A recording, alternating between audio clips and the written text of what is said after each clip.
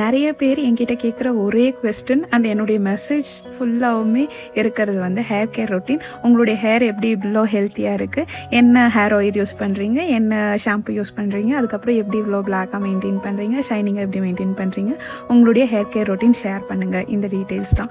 First of all வந்து இந்த video வந்து நான் August 8th எடுத்த வீடியோ. இந்த வீடியோவில் நான் ஏன் ஹேர் கட் பண்ணுறதுக்காக நான் போயிருக்கேன் அப்படின்னா, என்னுடைய ஹேர் வந்து வால்யூம் இல்லாமல் ரொம்ப அப்படியே கொஞ்சம் ஃப்ரிஸியாக இருக்கிற மாதிரி இருந்தது. அதனால் வந்து இருக்கிற ஸ்ப்ளிட் எண்ட்ஸு இது எல்லாத்தையும் வந்து நான் ஹேர் கட் பண்ணிட்டேன். ஹேர் கட் பண்ண பிறகு பாருங்கள், உங்களுக்கு அந்த ஹேரில் சுத்தமாகவே வால்யூமே இருக்காது.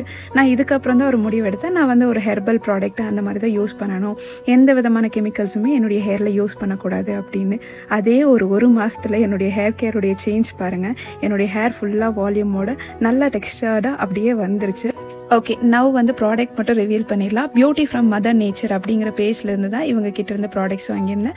நிறைய ப்ராடக்ட் வாங்காமல் எனக்கு ஹேர் ஆயில் ஷாம்பு மட்டும் கொடுங்க, எனக்கு அதுலேயே வந்து டிஃப்ரென்ஸ் வந்துடணும் அப்படின்னு வந்து அவங்க கிட்ட கஸ்டமைஸ் பண்ணி நான் ப்ராடக்ட் வாங்கிக்கிட்டேன்.